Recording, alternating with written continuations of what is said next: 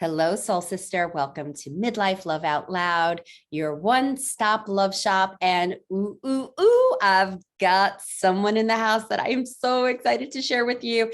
He's a repeater. He's been here before. I've got Mike Goldstein in the house, and I'm so excited because not only is he one of my pals, he is so smart when it comes to helping people date and date well. So let me tell you a little bit about him. Mike is a one-on-one dating and relationship expert, founder of EZ Dating Coach, and he helps men and women make dating and relationships easy. And yes, he spells it out just like that, EZ. He has been featured on the Today Show, the Star Ledger, Reader's Digest, and Shape magazine. And Mike gets 83% of his clients into relationships. And he accomplishes this by teaching on and offline dating strategies. But his specialty is using data from multiple major online dating sites to ensure his clients typically only need to meet 6 to 8 people to find someone they like. Yes, that is freaking awesome. Mike, so good to have you here. Thank you for having me. I'm excited to be here.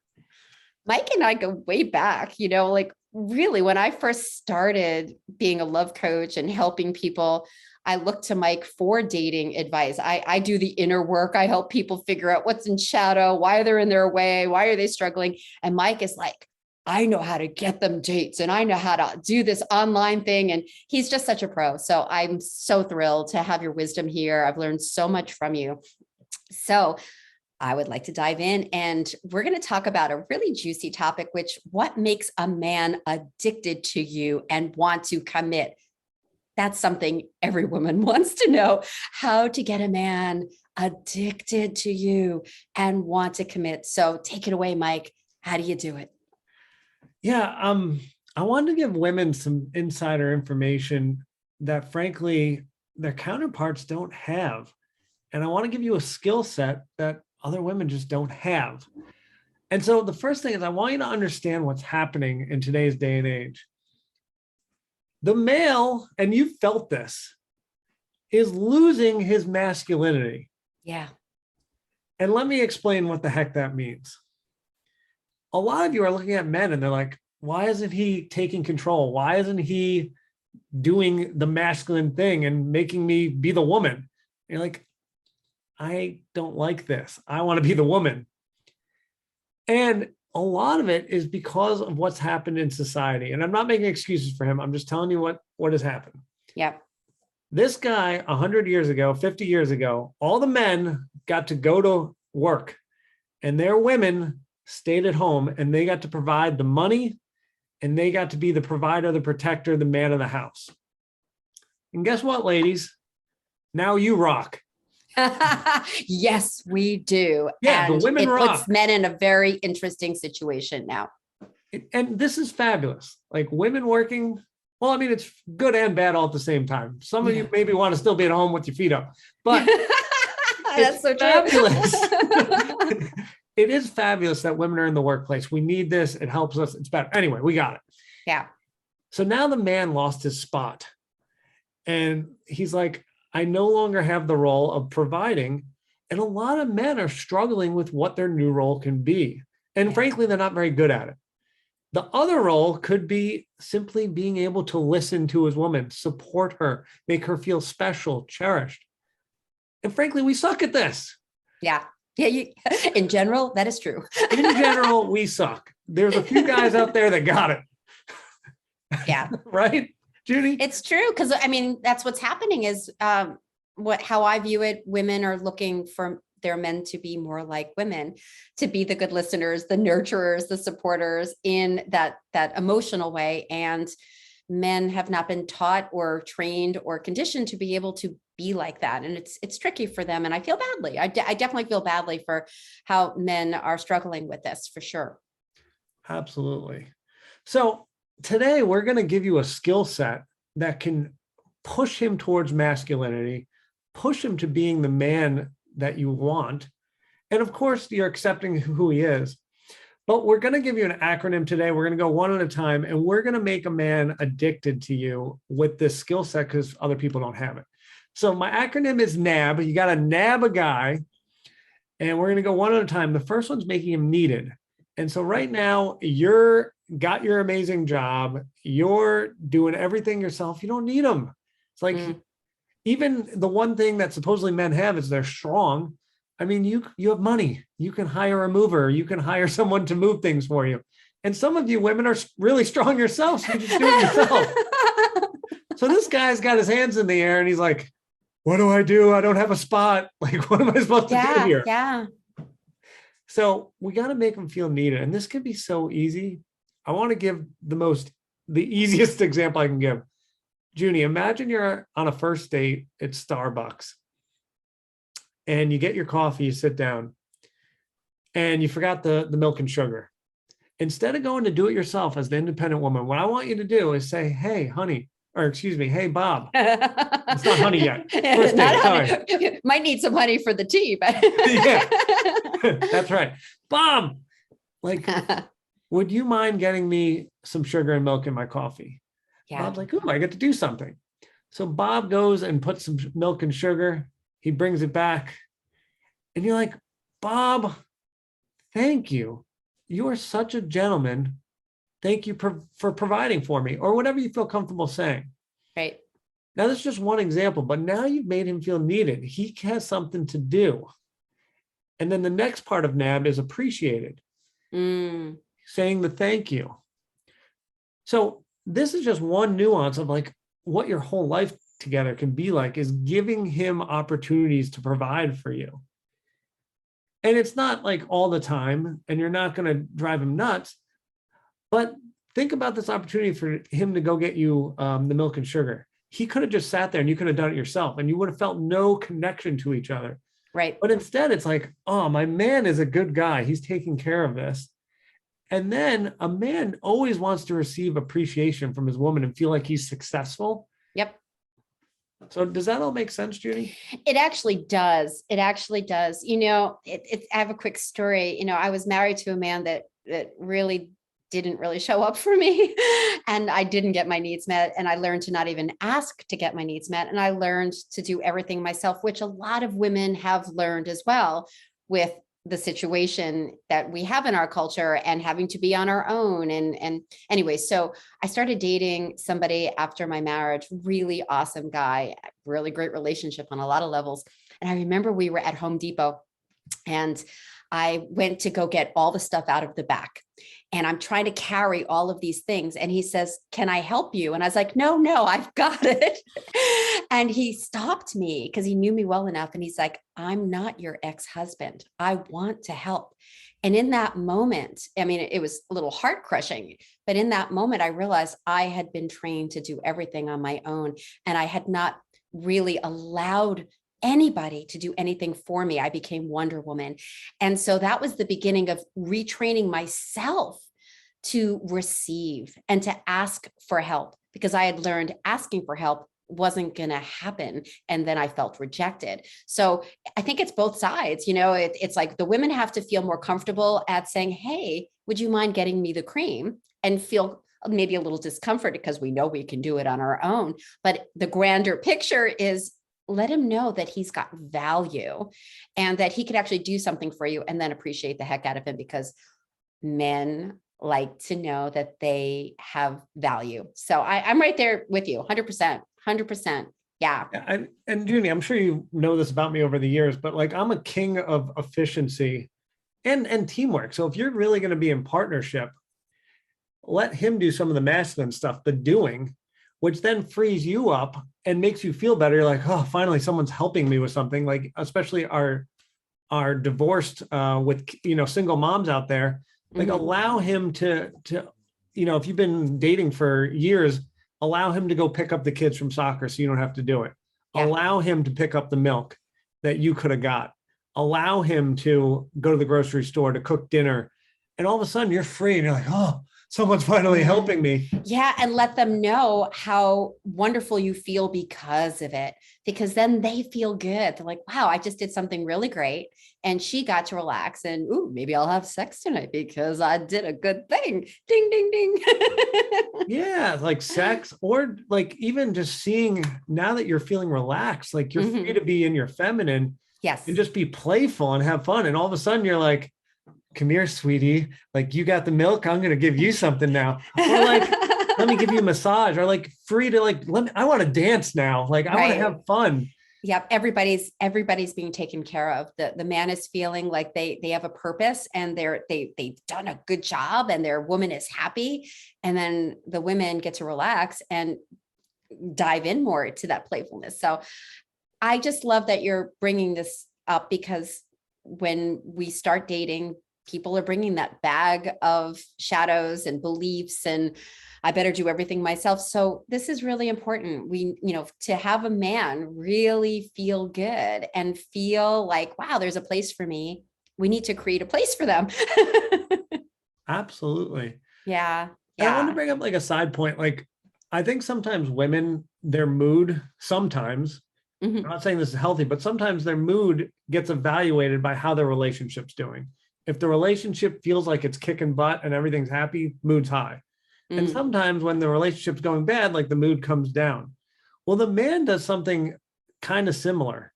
And I want women to understand this.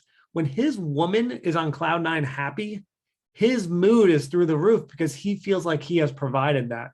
So Yes. that's when, so if he can be needed and then appreciated, he feels like his woman's on cloud nine. So he's just like, I've done it. I'm master of the universe. Like, I'm a good boyfriend. I'm a good Yes. husband. I'm a good life partner. Yep, exactly. And that's going to Yeah. change the dynamics and how he shows up. So yes, absolutely. All right. So we got the N and the A. There's another A and a B. Is that right?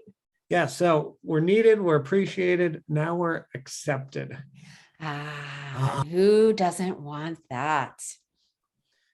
I think I've told this story, at least to you, and it's embarrassing. So we might as well keep going. I do love your transparency. So,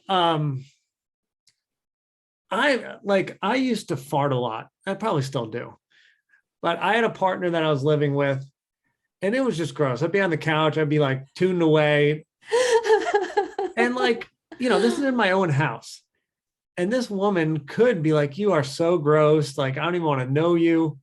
But instead, she would just kind of laugh or not bring it up, and she just accepted that, I'm in my own home. Yeah, I'm gonna pass gas here and there.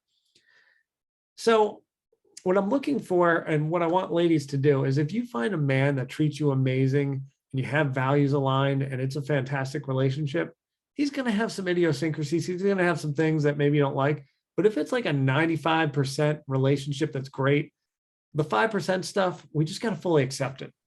Yeah. Because that's part of the package. And there's no such thing as a perfect man that, 100% of the time everything's great. I get it. I totally get that. And I think it's a yes and there. So I'm going to challenge you a little bit on that.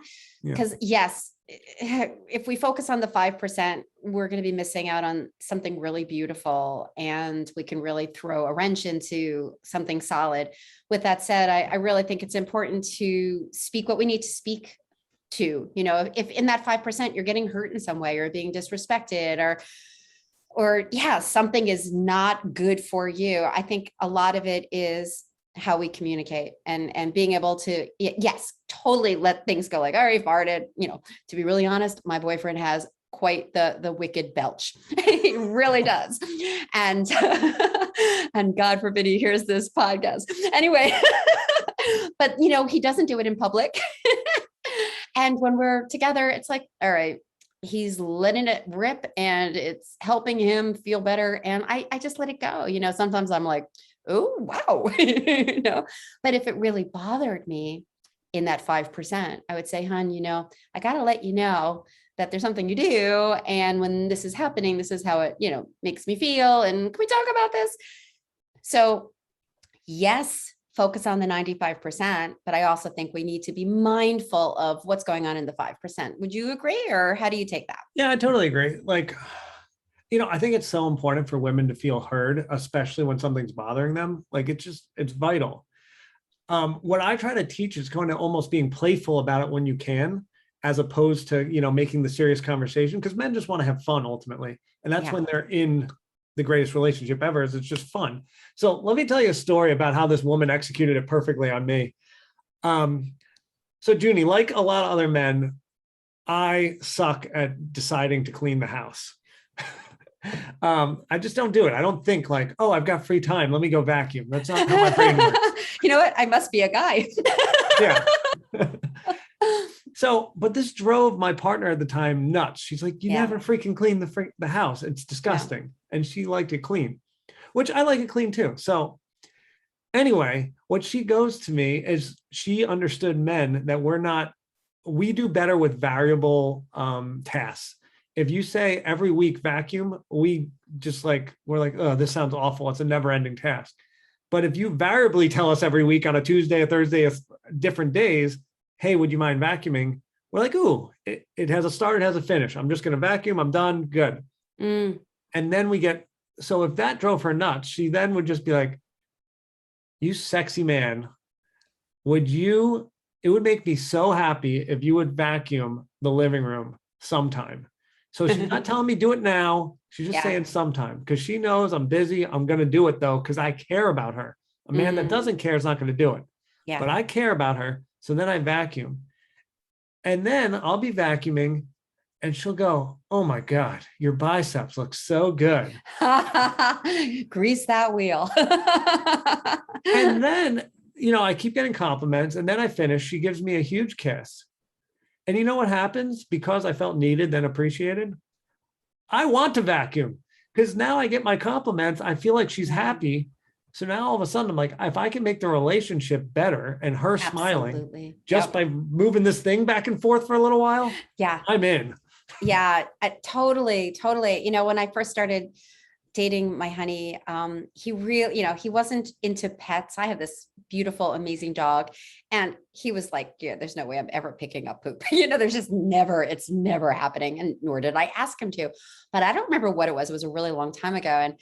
And I came home and he was like, I walked Jasper and I picked up poop, and of course it was like, thank you so much. That just saved me so much time. I was thinking, oh my God, I have one more thing I have to do. I was juggling a lot, whatever that day was. And he does that for me. Sometimes I'll ask him, a lot of times he just does it. Just like you said, oh, wow. When I vacuum, she's happy. He knows that it creates more space in my schedule. And sometimes I am juggling a lot when it's doggy walking time. And I friggin' love him up. And I'm like, thank you so much. Oh my God, now I could just go and relax and have some dinner instead of, all right, I got to go out and walk the dog for 20 minutes. So yeah, to appreciate, to acknowledge, and men then will feel like, yeah, I'm doing a good job. And then everybody wins because you're so right. When I'm happy, he's going to be happy. If I'm not happy, he's going to feel like, wow, I'm disappointing her. Life sucks. Why are we even in this relationship? So we really do go for the ride together. I totally agree. Absolutely. Well said. Yeah. Nice story. Thank you. And I get my doggy walked sometimes. All right. What's the B? We got one more. Let's nab this. So nab this guy. We got to nab him. All right. Let's go for the B. All right. B is boundaries. Take a breath, sister. Dun, Boundaries. dun, dun. Dun, dun, dun. Which is like the icing on the cake. Yes, go for it. It's not the icing on the cake. It's the friggin' cake. Go for it. Yes. So I think a lot of women get intimidated to tell a man like that's bad. That's bad. Yeah. And I want you to understand, men, I'm a man. Change your mindset on this. Boundaries are a roadmap to your happiness. And we come back to a man wants you to be happy. That's his barometer for how he's doing in the relationship, how he's doing in life. If his woman's happy, he must be doing something right because he's probably doing okay financially. He's probably taking care of the kids, the family, whatever. He's just a good guy. And so if she's happy, he's doing okay. Now, he doesn't always know how to do okay. He needs direction. We're not good at this stuff sometimes. A woman providing direction in a sexy, fun way is amazing. I want to go even further. Think about like all the weddings you've been to, and in the vows, it's always like, they make me a better person. That is what this is. If he, a year, 2, 3 years into the relationship, is like, I've become a better human being because of my partner. He's like, why would I ever leave this person? she makes me better. If I go be single again, I'm back to being sucky. So that's what this is. And let me show you how to execute it. I'll show them. Do you want to add anything before I keep going? No, keep going. That's great. Yeah, I'm right there with you. Thank you. Beautiful. Beautiful. So execution is, it would feel so amazing if you did X, or you'd make me the happiest woman in the world if you did X. So you're not putting him down. Like, imagine you've been dating for, a year, and all of a sudden he's not taking you on dates anymore. He just, he's busy. Life gets busy. No dates. Don't be like, Mike, you never take me on dates anymore. Yeah. Like, yeah, shame, criticism, make him feel like, he's worthless. That doesn't work. No. Instead, it's like, I love spending time with you. It would feel so amazing if you took me on a date sometime. Keyword sometime here as well. If you say like on Thursday, it's like, what? Yeah. I got shit going on. Like, you want me to make it Thursday? Yeah. Like, he's feeling like he's being forced. Yeah. But if you keep it open-ended for him, he's like, let me get my creative juices flowing. I'm going to plan something sick. And now it goes right back to the beginning of our NAB. He plans the date. He feels needed. He planned it. And then, let's say you go to dinner or something.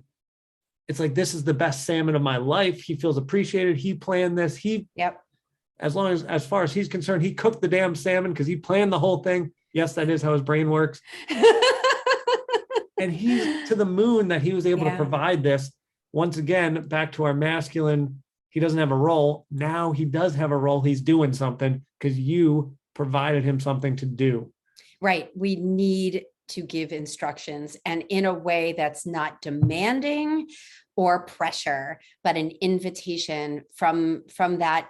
It would make me so happy. I was just thinking, this hasn't happened in a while.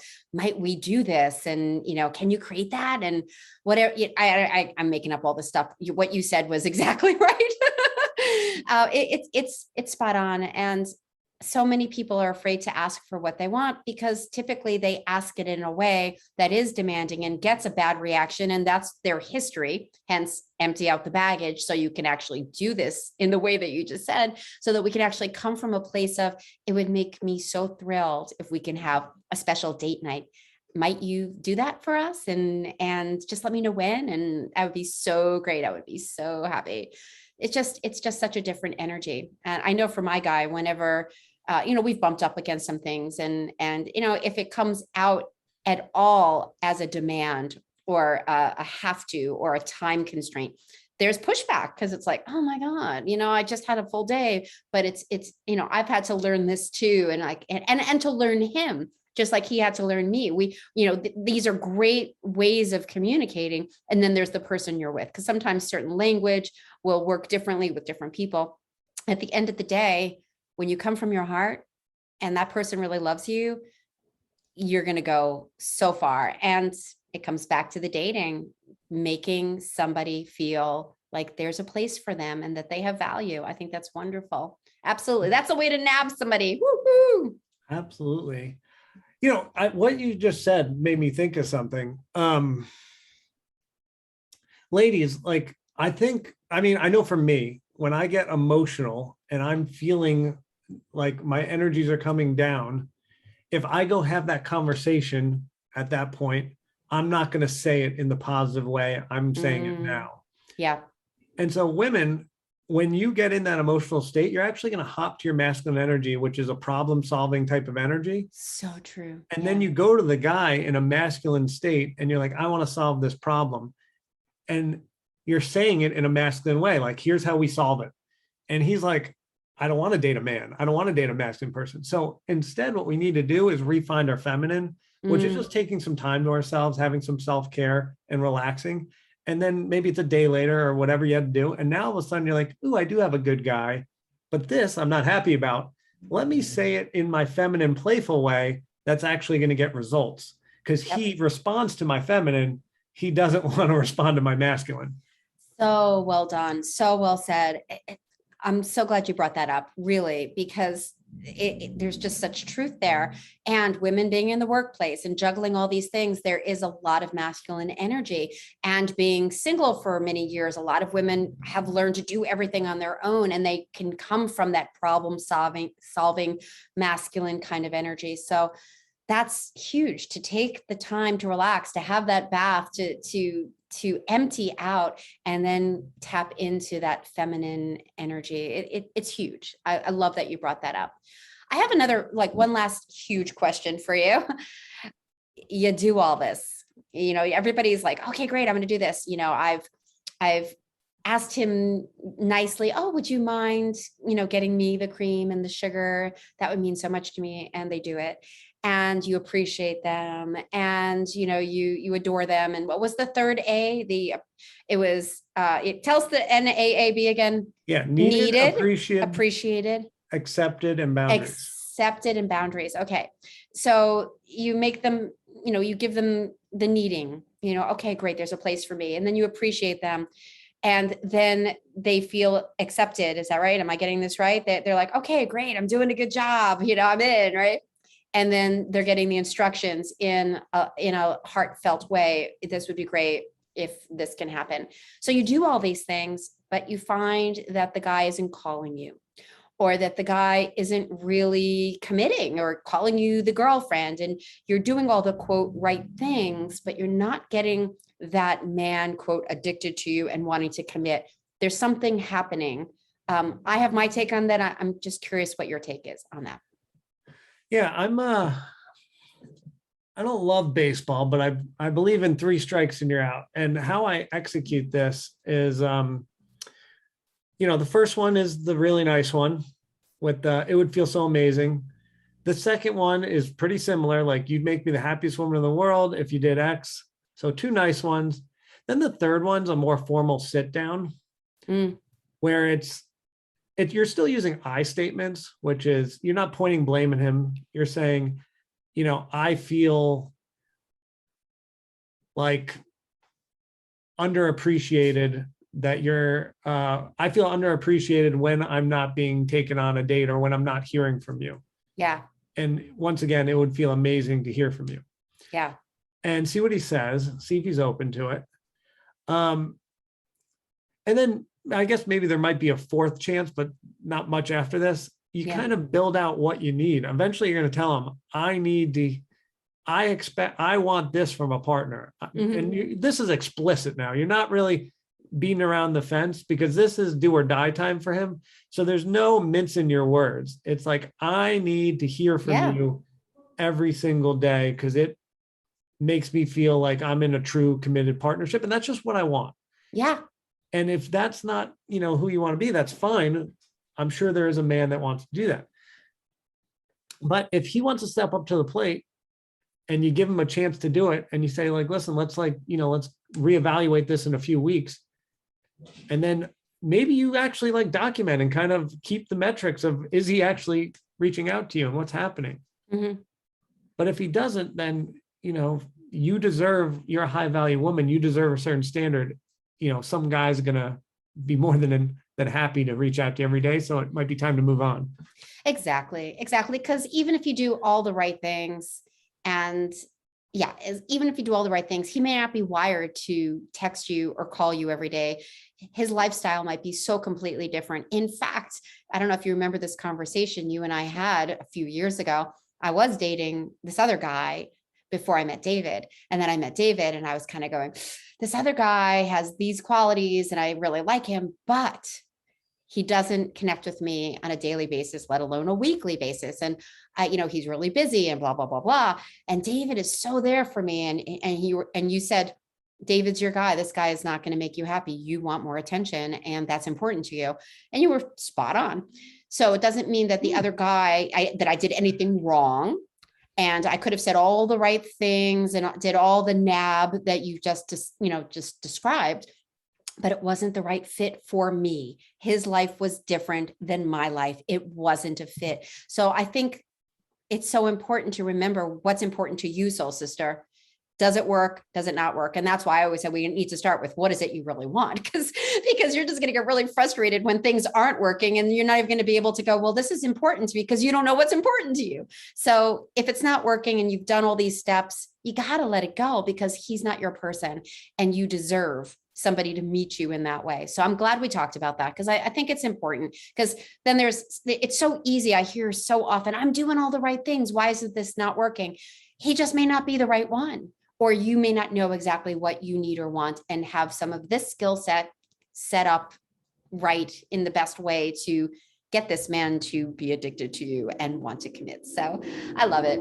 Good stuff here. Good stuff here. What else did you want to share before we offer your special gift? Ooh, special gift. Yeah, gifts. It's not even Christmas. Junie, that was amazing. I just want folks to be reassured that we suck at picking. And it's not our fault. Yeah.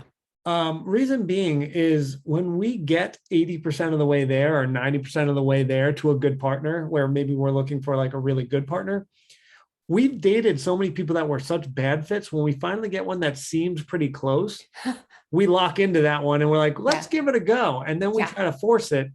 And especially like at the beginning, it probably feels great. You're like, ooh, there's so many things that work. Yeah. And then maybe we get sexual at some point, and now we're really clouded. We've got a lot of chemicals going on, and we're like, it's like 80, 90% of the way there. We're having great sex. And then, 6 months, a year, whenever, you're like, man, we're having a few sticking points that are really hitting hard that like just don't align. And you're like, but there's so much there. Let me keep going. Yeah. I want everyone to feel super reassured and comfortable to walk away from these partnerships. Yeah. Because if I've been doing this for over 15 years, we suck at picking. All right. That's why our divorce rate's over 50%. That's why there's so many breakups. We go too fast and we suck at picking. So it's okay to walk away and trust me, over enough time with the right strategy, you can get better. Yeah. And I know this because everyone who comes to me has broken up with someone that's divorced, and now I've got 15 of them married.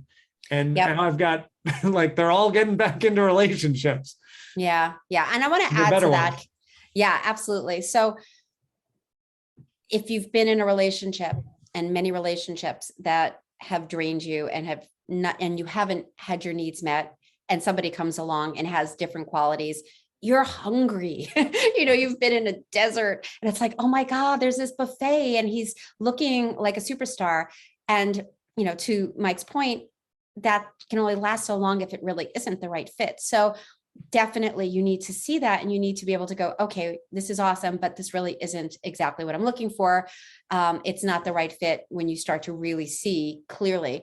I want to add to the strategies that Mike just said, because I also know that strategies can take you far, but if you haven't emptied out your baggage, if you haven't figured out why you act the way you do, and you're bringing all of those old beliefs to the table, then you will have a bad man picker because you're picking from shadow, you're picking from the conditioning. So you need to do the inner work while you're implementing these strategies so that you really can find somebody that really is your match for the true self that you are. And so I really want to encourage you to continue to cultivate these tools and to continue to really let go of the crap you've picked up along the way, because that crap is going to show you how to act and not act, and it's not going to be in your highest, best interest for the love of your life. So I needed to do my little 2 cents there. Do you resonate? Does that make sense to you, Mike, as well? I mean, you're a genius. Like, I can't even begin to speak about that because shadow work and inner work, that's not my thing. That's your thing. But yes, if you got to do that, so you pick the right person first. Yeah. We got to update the man picker and implement these really cool tools. And with that said, we have a really awesome gift from this amazing man. What do you got, Mike? Yeah, this gift is like so different than everything we've been talking about. But it's also really awesome. It's really the culmination of 15 years of my work. It's how to get a guy in 60 days. This would never have been possible if I didn't fall on my face for countless hours and millions of experiments, literally. So this is all backed by data from Match, OkCupid, Harmony. This literally will be this system on how to get a guy in 60 days. We've got it down from 90 days. I used to have a 90-day program. We've made it even more efficient, and literally the most efficient program in the country at getting people single into a relationship. So if you're single and you want hope and you want a strategy, go get this free gift. I'm insane. I gave it to you for free, but that's kind of who I am. I want everyone to fall in love. So get your hands on this gift. It's literally the best program, period. No one can touch this program. And I am the only one who has access to the data from 3 sites. So this is the thing. Get it. Beautiful. Absolutely. And that's why I have you on my show 2 times, and maybe 3, 4, 5. I adore you, Mike. Let's keep going. We actually are way over time, but there was no way I was stopping. We were nabbing and transforming and doing some really cool stuff. Mike, I so appreciate your wisdom, and I love how many people you're helping. And I'm just so grateful that you pick some time out of your schedule to be able to hop on this call with me. God, you're so good at the appreciation. That's part of NAB. Thank you for having me on. This was glorious. Are you committed to me now? Or are you going to be on my podcast next week? If you keep giving me compliments, I'll come on every week. Are you kidding me? And there you go, sister. That's how it's done. Yeah. And I like your hat, and I think you're just amazing. Okay, that's enough. Mike, thank you so much. Really, really appreciate you. And Soul Sister, that's our episode for this week. More to come next week. Go get this amazing gift, how to get a great guy in 60 days. Let me know how it goes. And until I see you or hear you or connect with you again on my podcast, be well, sister. Thanks, Mike.